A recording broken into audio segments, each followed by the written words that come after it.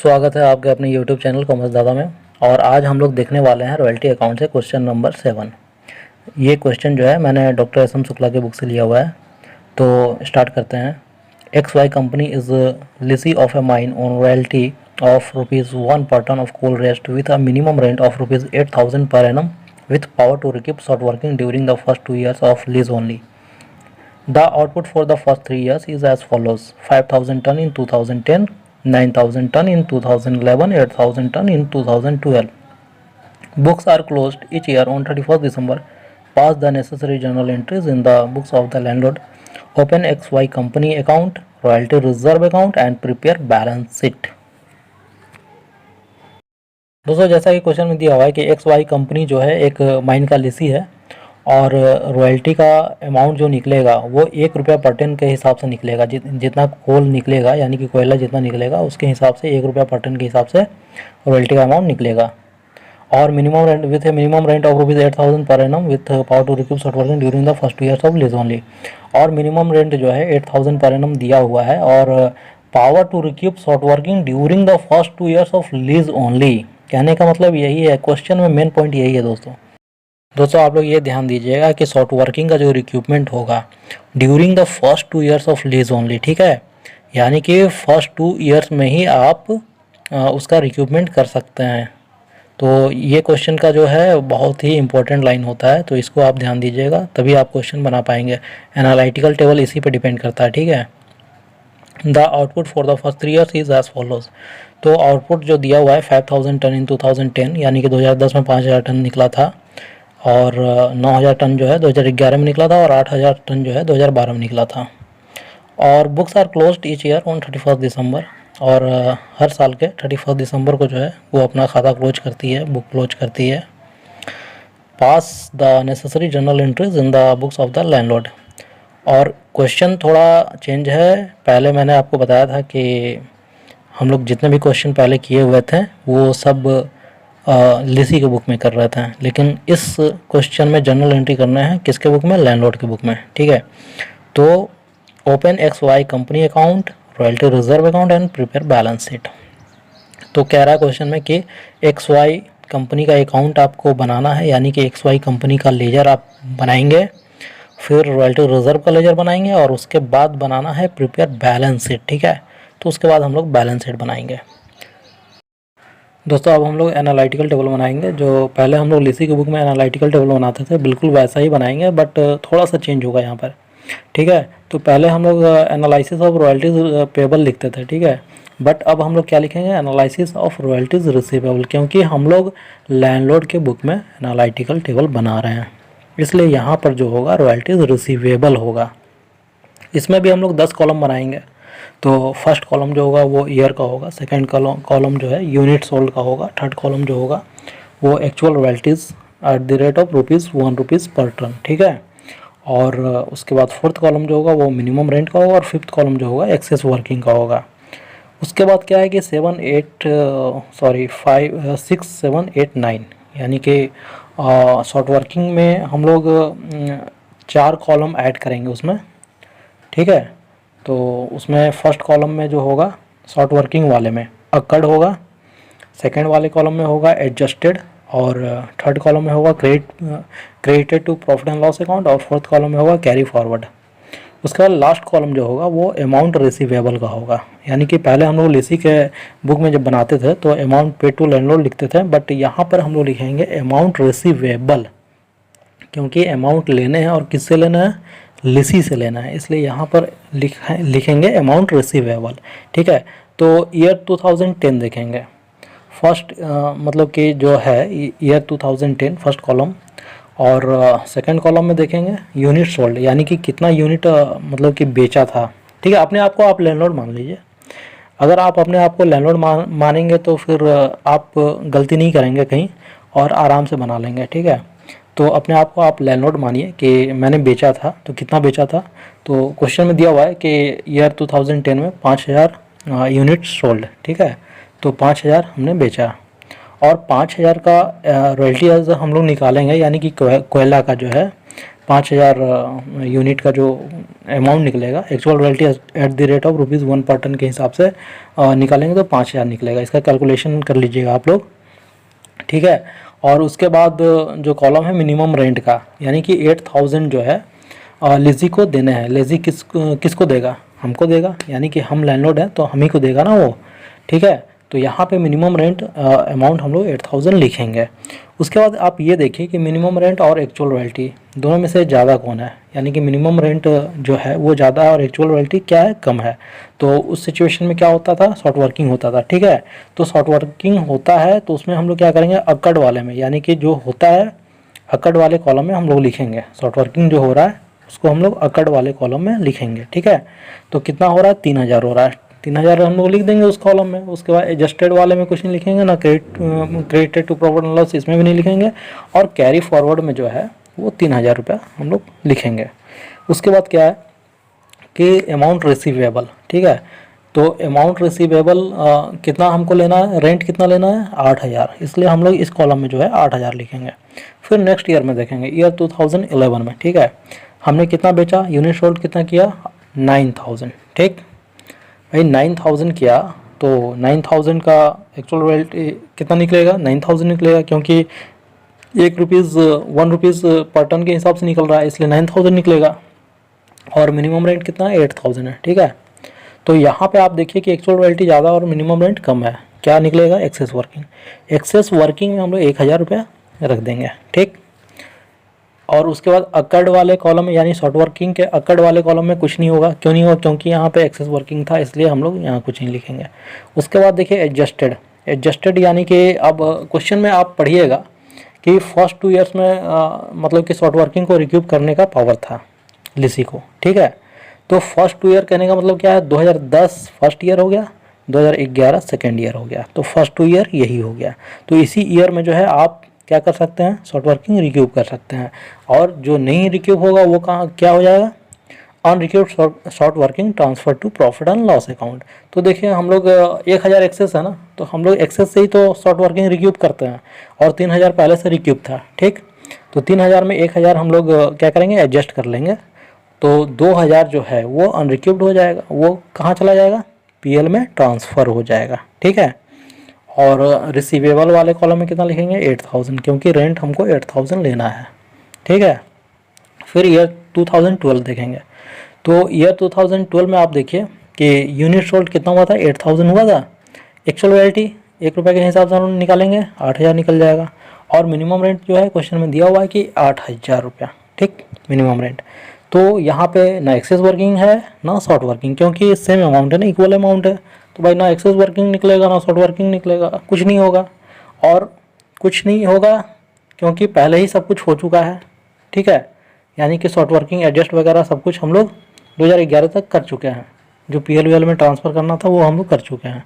तो यहाँ पे सिंपल आपको करना क्या है? अमाउंट रिसीवेबल वाले कॉलम में 8,000 रुपया लिख देना है, सिंपल, और कुछ नहीं करना है, ठीक है। तो इस तरह से आपका ये एनालिटिकल टेबल कंप्लीट होता है। दोस्तों एनालिटिकल टेबल बनाने के बाद हम लोग अब ये देखेंगे कि क्वेश्चन में क्या बोला हुआ था। तो क्वेश्चन में ये बोला हुआ था कि pass the necessary journal entries in the books of landlord, यानी कि लैंडलॉर्ड की बुक में जर्नल एंट्री करनी है। उसके बाद क्या करना है? ओपन XY अकाउंट, उसके बाद royalty reserve account and prepare balance sheet, ठीक है। तो उसके बाद आपको XY अकाउंट बनाना है, XY कंपनी अकाउंट बनाना है। उसके बाद रॉयल्टी रिजर्व अकाउंट का लेजर बनाना है। उसके बाद आपको बैलेंस शीट बनानी है, ठीक है। तो सबसे पहले हम लोग जर्नल एंट्रीज का काम करेंगे कि जर्नल एंट्री जो है लैंडलॉर्ड के बुक में कैसे हम लोग करते हैं। तो जर्नल एंट्री का जो भी कॉलम है वो कॉलम आप खींच लीजिए, बना लीजिए। डेट का होता है, पर्टिकुलर्स होता है, LF होता है, अमाउंट होता है, ठीक है। डेबिट और क्रेडिट साइड अमाउंट में। तो आप ये देख लीजिए। और हेडिंग आपको लिखनी है journal entries in the books of landlord. Landlord को हम लोग लेसर भी कहते हैं, ठीक है। अगर लेसर क्वेश्चन में दिया हो रहा है कि लेसर के बुक में आपको जर्नल एंट्री करनी है तो आप लिखेंगे journal entries in the books of lessor, ठीक है। तो चलिए हम लोग देखते हैं डेट, पर्टिकुलर्स, LF, अमाउंट। तो आप ये देखिए कि क्वेश्चन में दिया हुआ था कि 31 दिसंबर 2010 को खाता क्लोज करती है, यानी लेसर जो है वो अपने अकाउंट जो क्लोज करती है वो 31 दिसंबर को करती है। हर साल के 31 दिसंबर को क्लोज करती है, ठीक है। तो इसी तरह 3 साल का दिया हुआ था, 2010, 2011 और 2012। तो हर साल वो 31 दिसंबर को खाता क्लोज करती है। तो हम लोग भी एंट्री जो करेंगे, जर्नल एंट्रीज करेंगे, वो भी 31 दिसंबर 2010 को करेंगे। तो डेट वाले कॉलम में लिखेंगे 31 दिसंबर 2010, और पर्टिकुलर्स वाले कॉलम में आप लिखेंगे XY company account debit to royalty receivable account to royalty reserve account. देखिए यहाँ पे रॉयल्टी रिजर्व लिखा हुआ है, ठीक है। तो बहुत सारे ऑथर मिलेंगे आपको जो लिखते हैं to royalty suspense account, to short workings allowable account, आप लिख सकते हैं, कोई दिक्कत नहीं है, ठीक है। या तो आप रॉयल्टी रिजर्व अकाउंट लिख सकते हैं, या रॉयल्टी सस्पेंस अकाउंट लिख सकते हैं, या शॉर्ट वर्किंग्स अलाउेबल अकाउंट लिख सकते हैं। तो देखिए जर्नल एंट्री यहाँ पे हम लोग ये क्यों करेंगे, XY कंपनी अकाउंट को डेबिट क्यों करेंगे। XY कंपनी वो है, हमारा लेसी है, अपने आप को आप लैंडलॉर्ड मान लीजिए, आप लैंडलॉर्ड है, तो XY कंपनी आपका लेसी है, और आपका जो लेसी है उससे आपको क्या लेना है, रॉयल्टी का अमाउंट लेना है, ठीक है। तो XY कंपनी अकाउंट को हम लोग डेबिट करेंगे क्योंकि ये ड्यू की एंट्री हो रही है ना, ठीक है, इसलिए हम लोग XY कंपनी जो लेसी है उसको हम लोग डेबिट करेंगे। उसके बाद टू रॉयल्टी लिखेंगे। यहाँ पे देखिए रॉयल्टी रिसीवेबल मैंने लिखा है, आप चाहें तो सिंपल रॉयल्टी अमाउंट मतलब टू रॉयल्टी लिख सकते हैं, ठीक है। तो टू रॉयल्टी लिख दीजिए और टू रॉयल्टी रिजर्व अकाउंट लिख दीजिए। अगर आपको सुटेबल लगता है कि शॉर्ट वर्किंग्स अलाउेबल लिखना है तो शॉर्ट वर्किंग्स अलाउेबल अकाउंट लिख दीजिए, कोई दिक्कत नहीं है। देखिए यहाँ पे XY कंपनी अकाउंट डेबिट जो है उसमें जो अमाउंट होगा उसमें 8000 हम लोग लिखेंगे, क्योंकि मिनिमम रेंट जो दिया हुआ है वो 8000 दिया हुआ है, इसलिए इस यहाँ पे अमाउंट 8000 होगा। और टू जो रॉयल्टी लिखा हुआ है, रॉयल्टी में एक्चुअल अमाउंट जो आपका रॉयल्टी का फिगर का निकला हुआ है, ठीक है, वो अमाउंट हम लोग यहाँ पे 5000 क्रेडिट में लिखेंगे। और टू रॉयल्टी रिजर्व अकाउंट यानी कि जो शॉर्ट वर्किंग का अमाउंट होता है वो अमाउंट हम लोग यहाँ पे लिखते हैं, ठीक है। तो 5000 प्लस 3000 डेबिट होकर 8000 डेबिट में चला जाएगा, ठीक है। 5 और 3 8000, यही तो आपको करना है। और नरेशन में लिखना है royalty earn and royalty reserve receivable, ठीक है। सेकेंड एंट्री हमको करना है, फर्स्ट तो ड्यू की एंट्री हो गई, ठीक है, उनसे हमको पैसा लेना है। अब सेकेंड एंट्री जो हम करेंगे वो रिसीव की एंट्री करेंगे, यानी कि लिसी जो है हमको पैसा दे रहा है, हम लैंडलॉर्ड है ना, लिसी हमको पैसा दे रहा है।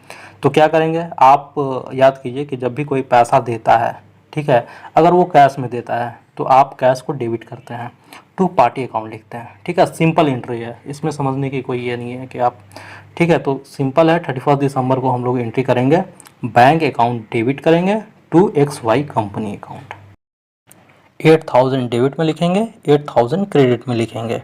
देखिए यहाँ पे जैसे बैंक अकाउंट डेबिट 8000 मैंने किया और टू XY कंपनी अकाउंट 8000, क्योंकि हमको उनसे कितना पैसा लेना था, XY कंपनी अकाउंट जो डेबिट किया हुआ है वो 8000 है ना, यानी कि मिनिमम रेंट 8000, तो वही 8000 तो वो हमको देगा, तो वही 8000 हम लिखेंगे, बैंक अकाउंट डेबिट करेंगे टू XY कंपनी अकाउंट लिखेंगे। तो 8000 डेबिट में लिखेंगे, 8000 क्रेडिट में लिखेंगे, और नरेशन लिखेंगे Bing amount received from XY company account, ठीक है। यानी कि अमाउंट जो है रिसीव हुआ है किससे, XY कंपनी अकाउंट से, ठीक। XY कंपनी कौन है, हमारा लेसी है, और हम कौन है, लैंडलॉर्ड, ठीक। यहाँ हम लोग तीसरी एंट्री जो करेंगे यानी कि 31 दिसंबर को करेंगे, royalty receivable account debit to profit and loss account. आपको याद होगा जब भी आप लेसी में एंट्री करते थे, यानी कि लेसी के बुक में जब भी जर्नल एंट्री करते थे तो वहाँ पे आप क्या करते थे, वहाँ पे सबसे पहले ड्यू की एंट्री करते थे, ठीक है। फिर पेमेंट यानी कि लैंडलॉर्ड को पेमेंट करने की एंट्री करते थे। फिर जो रॉयल्टी का जो अमाउंट होता था उसको PL में ट्रांसफ़र करने की एंट्री करते थे। तो PL में क्या ट्रांसफ़र करते थे, PL account debit to royalty account, ठीक है, रॉयल्टीज अकाउंट। देखिए यहाँ पे हम लोग PL को क्रेडिट करेंगे और रॉयल्टी अमाउंट को डेबिट करेंगे। तो यहाँ पे PL क्रेडिट इसलिए होगा क्योंकि ये जो अमाउंट है वो लैंडलॉर्ड के लिए प्रॉफिट है, ठीक है, इसलिए यहाँ पे PL को हम लोग क्रेडिट करेंगे। और वहाँ पे क्या होता था, लिसी के लिए वो लॉस होता था, रॉयल्टी अमाउंट जो होता था वो लॉस होता था, इसलिए PL को वहाँ पे डेबिट करते थे और रॉयल्टी को क्रेडिट करते थे। बट यहाँ पे क्या है, यहाँ पे लैंडलॉर्ड को प्रॉफिट है, ठीक है, इसलिए PL को क्रेडिट करेंगे। और नरेशन लिखेंगे being the balance of royalty receivable transfer to profit and loss account, और अमाउंट जो है आपका 8000 डेबिट में होगा और 8000 क्रेडिट में होगा। अब हम लोग ईयर 2011 में जर्नल एंट्री करेंगे, और जर्नल एंट्री करने से पहले आप जो है एनालिटिकल टेबल ज़रूर देखिएगा।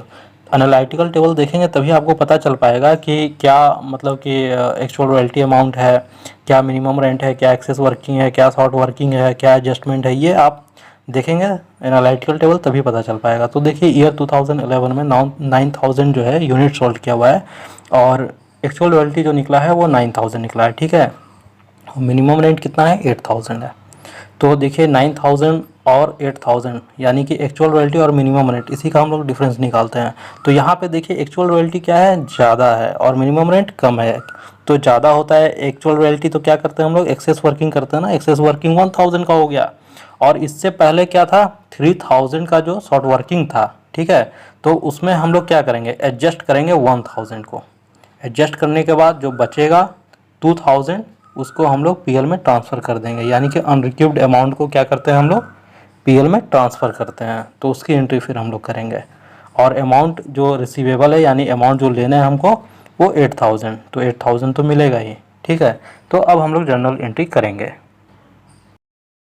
तो ईयर 2011 में करेंगे 31 दिसंबर 2011 X Y company account debit to royalty receivable account. देखिए यहाँ पे एक्स वाई कंपनी को डेबिट करेंगे to royalty receivable, to royalty reserve क्यों नहीं लिखेंगे, रॉयल्टी रिजर्व इसलिए नहीं लिखेंगे क्योंकि यहाँ पे क्या है, शॉर्ट वर्किंग है नहीं, ठीक है। यहाँ पे एक्सेस वर्किंग है, इसलिए हम लोग सिंपल है ड्यू का अमाउंट जो करेंगे, यानी कि एक्स वाई कंपनी अकाउंट को डेबिट करेंगे टू रॉयल्टी रिसीवेबल करेंगे। 9000 जो एक्चुअल रॉयल्टी निकला था वो 9000 आप डेबिट कीजिए, और वही 9000 क्रेडिट होगा, और नरेशन लिखिए royalty earn and receivable. Second entry जो हम लोग करेंगे 31 दिसंबर को, तो देखिए सेकेंड एंट्री हम लोग क्या करते थे, रिसीव करने की एंट्री करते थे, ठीक है।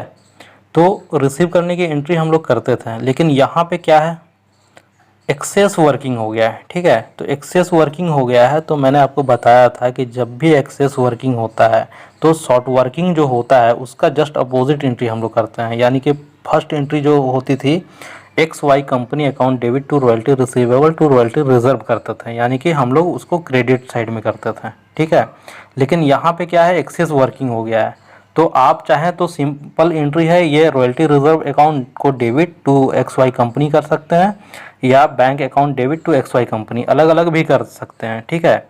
और चाहे तो एक साथ भी कर सकते हैं। तो आप सिंपल है कि भाई हमको पैसा कितना रिसीव हो रहा है, एक्चुअल रॉयल्टी जो है 8000, तो 8000 तो भाई मतलब एक्चुअल अमाउंट जो है 8000 रिसीव कर रहे हैं हम, तो बैंक अकाउंट वाले में हम 8000 लिखेंगे, और एक्सेस वर्किंग कितना हो गया, एक्सेस वर्किंग यानी रॉयल्टी रिजर्व वाले कॉलम में हम लिखेंगे 1000, ठीक है। और उसके बाद to X Y company account, X Y company में उस दोनों को आप मिला दीजिए, तो 8000 प्लस 1000 इक्वल टू 9000, ठीक है। इसको आप चाहे तो अलग अलग एंट्री भी कर सकते हैं। अगर आपको दिक्कत होती है कि हम एक में कैसे दिखाएं, तो इसको आप चाहे तो अलग लिख सकते हैं, जैसे royalty reserve account debit to X Y company account, bank account debit to X Y company account, ठीक है, इस तरह से। और नरेशन लिखेंगे being writing off the amount of royalty reserve to the extent of ₹1000 and the balance of royalty receipt account. देखिए जब भी शॉर्ट वर्किंग होता है, ठीक है, तो लिसी के लिए क्या होता है, लॉस होता है, बट लेसर के लिए क्या होता है, लैंडलॉर्ड के लिए क्या होता है, वो इनकम होता है, ठीक है। उस इसके लिए वो रॉयल्टी रिजर्व अकाउंट बनाते हैं। तो रॉयल्टी रिजर्व अकाउंट से ही फिर आगे चल के ये एडजस्टमेंट भी करते हैं। जैसे कि फर्स्ट ईयर में क्या था, आपका शॉर्ट कर गया था, कितने अमाउंट से शॉर्ट कर गया था, 3000 से शॉर्ट कर गया था। इस ईयर में क्या हो गया, सेकेंड ईयर में वो 1000 से बढ़ गया, आपका रॉयल्टी अमाउंट जो है 1000 से बढ़ गया, यानी एक्सेस वर्किंग कर गया। तो 1000 को फिर हम लोग उस हिसाब से एडजस्ट करते हैं, ठीक है। और आपका जो फिर आगे जो हम लोग जनरल एंट्री करेंगे, यानी कि 2000 रुपया जो आपका अनरिक्यूब्ड हो गया था, उसको हम लोग कहाँ ट्रांसफ़र कर देते हैं, पीएल में ट्रांसफ़र कर देते हैं, ठीक है। तो थर्ड एंट्री हम लोग करेंगे 31 दिसंबर 2011, royalty receivable account debit, royalty reserve account debit to PL account, to profit and loss account, ठीक है। तो देखिए ये जो अमाउंट है ये इनके लिए प्रॉफिट है, ठीक है, यानी कि शॉर्ट वर्किंग का जो अनरिक्यूब्ड अमाउंट है ये लैंडलॉर्ड के लिए प्रॉफिट है, इसलिए हम लोग यहाँ पे 2PL करेंगे और रॉयल्टी रिसीवेबल को डेबिट करेंगे, रॉयल्टी रिजर्व को डेबिट करेंगे, 2PL करेंगे। तो 9000 आपका जो है रॉयल्टी रिसीवेबल अकाउंट, यानी कि मतलब कि रॉयल्टी का जो अमाउंट आया था वो 9000 था, और रॉयल्टी रिजर्व में 2000 करेंगे, यानी कि ये जो है अनरिक्यूब्ड अमाउंट है, इसलिए यहाँ पे 2000 लिखेंगे, और 2PL करेंगे तो 11000 यहाँ पे लिखेंगे, और 9000 उसमें, 2000 इसमें डेबिट में। नरेशन लिखेंगे, being the balance of royalty receivable and royalty reserve account transfer to profit and loss account. तो ये जो हम लोग जनरल एंट्री किए हैं ये 2011 का जनरल एंट्री है, तो ये 2011 का जनरल एंट्री यहाँ पे कंप्लीट होता है। फिर हम लोग करेंगे ईयर 2012 की जनरल एंट्री।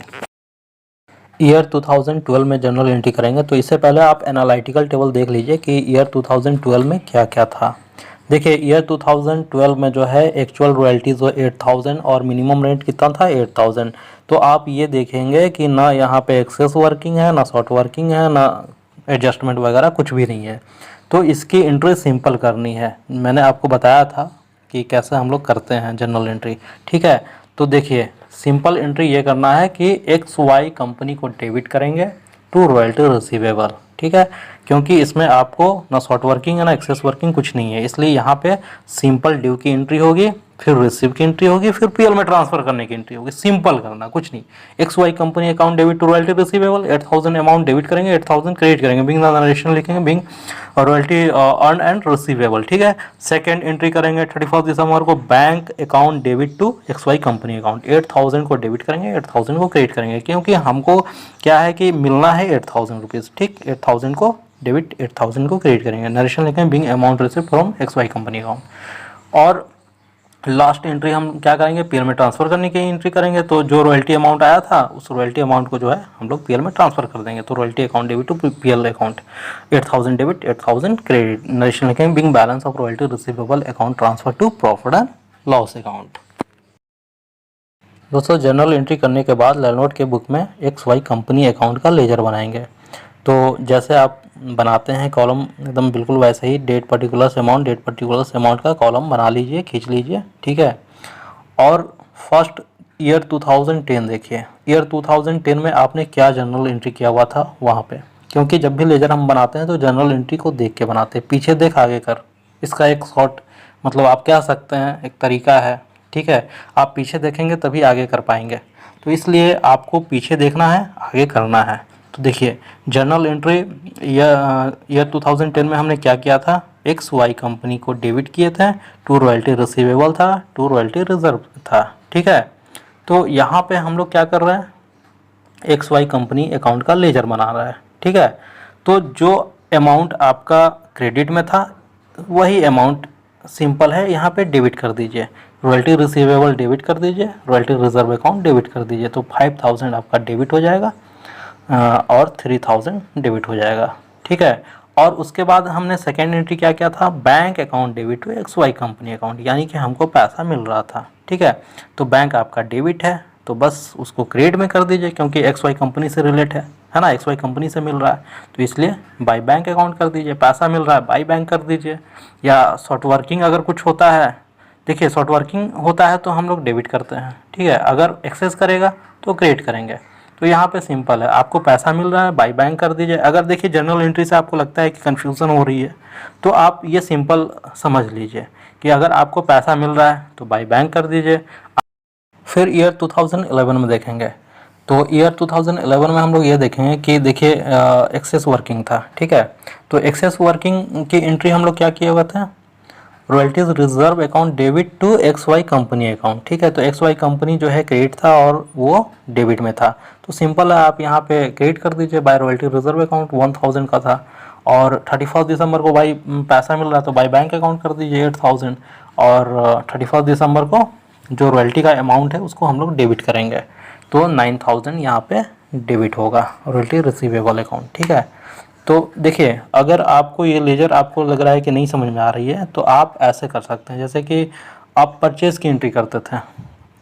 आप मान लीजिए अपने आप को कि भाई हम जो हैं क्रेडिटर हैं और हमने मतलब कि सेल किया हुआ है, सॉरी यहाँ पे मैं परचेज़ की बात कर रहा था, पर परचेज़ नहीं सेल की बात करेंगे हम, ठीक है।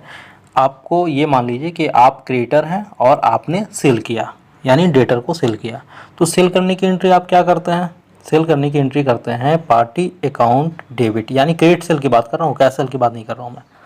Party account debit to sales account, to sales account लिखते हैं ना, अब पार्टी को डेबिट करते हैं, ठीक है।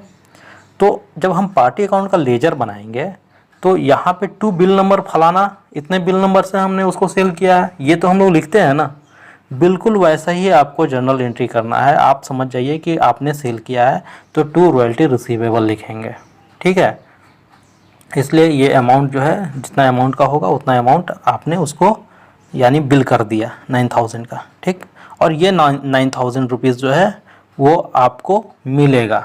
तो कैसे मिलेगा, एक तो आपका रॉयल्टी रिजर्व अकाउंट में जाएगा, यानी कि 1000 जो है एक्सेस वर्किंग के रूप में मिलेगा। और जो मिनिमम रेंट है आपका बाय बैंक अकाउंट, ठीक है, वो 8000 आपको मिलेगा। तो इस दोनों को मिला के हम करेंगे 9000 डेबिट और 9000 क्रेडिट करेंगे। फिर लास्ट एंट्री जो करेंगे यानी कि 31 दिसंबर 2012 को, देखिए वहाँ पे क्या था, 31 दिसंबर 2012 को एनालिटिकल टेबल आप देखिएगा तो उसमें ये आपको पता चलेगा कि उसमें ना ही शॉर्ट था, ना ही एक्सेस था, ना ही कोई एडजस्टमेंट था, ठीक है। तो इसमें सिंपल है, आपको रॉयल्टी रिसीवेबल को डेबिट कर देंगे, यानी कि जितना अमाउंट था ड्यू, मतलब कि वो अमाउंट आप डेबिट करेंगे, और जितना आपको मिल गया बाई बैंक अकाउंट क्रेडिट करेंगे। 8000 क्रेडिट होगा, 8000 डेबिट होगा। तो ये आपका XY कंपनी अकाउंट का लेजर बन गया। अब हम लोग सेकेंड जो लेजर बनाएंगे वो रॉयल्टी रिजर्व अकाउंट का लेजर बनाएंगे, जिसको आप कह सकते हैं शॉर्ट वर्किंग, ठीक है। तो शॉर्ट वर्किंग जो है वो लिसी के लिए यूज किया जाता है, बट यहाँ पे शॉर्ट वर्किंग आप अलाउेबल अकाउंट लिख सकते हैं, या रॉयल्टी सस्पेंस अकाउंट लिख सकते हैं, या रॉयल्टी रिजर्व अकाउंट लिख सकते हैं, ठीक है। तो ये आप जिस टर्म में आप समझना चाहें उस टर्म में आप लिख सकते हैं, वो कोई दिक्कत नहीं है।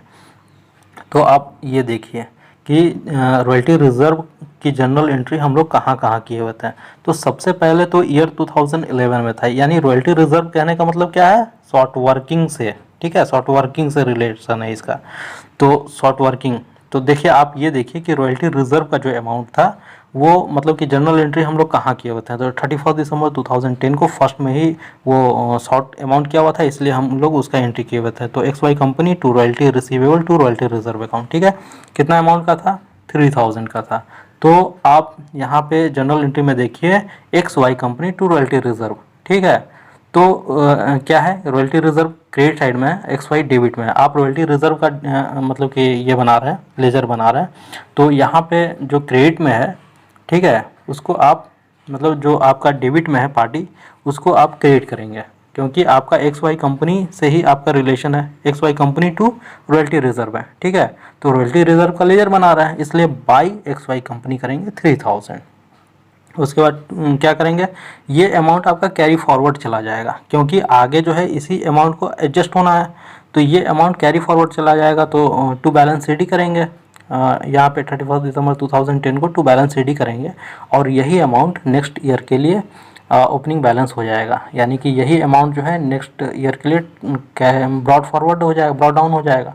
तो ईयर 2011 1 जनवरी को 3000 करेंगे। फिर क्या है, टू XY कंपनी, ठीक है। अब देखिए यहाँ पे XY कंपनी टू क्यों करेंगे, क्योंकि आपको याद होगा जब एक्सेस किया था, यानी कि शॉर्ट वर्किंग का अमाउंट जब रॉयल्टी अमाउंट ज़्यादा था और मिनिमम रेंट कम था, तो एक्सेस वर्किंग निकला था। तो एक्सेस वर्किंग का हम लोग एंट्री क्या किए हुए थे, एक्सेस वर्किंग का हम लोग जो एंट्री किए थे वो royalty reserve to XY company, ठीक है। तो इसलिए हम लोग यहाँ पे टू XY कंपनी करेंगे, क्योंकि वहाँ पे क्रेडिट था तो यहाँ पे डेबिट कर देंगे 1000 रुपीज़ आपको। और यहाँ पे जो मतलब कि PL में जो चला गया 31 दिसंबर को, वो PL में चला गया, ठीक है। तो PL की एंट्री क्या किए हुए थे, royalty reserve account debit to PL account किए थे, इसलिए यहाँ पे जो एंट्री करेंगे to profit and loss account 2000, दोनों मिला के 3000 हो गया आपका डेबिट, 3000 क्रेडिट। तो ये इस तरह से आपका क्या है कि रॉयल्टी रिजर्व अकाउंट का लेजर बन गया। देखिए ईयर 2012 में आप कहेंगे कि सर ईयर 2012 में कुछ नहीं था। देखिए ईयर 2012 में जो है कोई अमाउंट ना शॉर्ट वर्किंग था, ना मतलब एडजस्टमेंट था कुछ, ना एक्सेस वर्किंग था, इसलिए हम लोग ईयर 2012 में कोई एंट्री नहीं करेंगे। दोस्तों आप लोगों से एक रिक्वेस्ट है कि अगर मेरी वीडियो आप लोगों को पसंद आ रही है तो प्लीज़ सब्सक्राइब करें, बेल आइकन दबाएं, लाइक करें, कमेंट करें और अपने दोस्तों के साथ शेयर ज़रूर करें।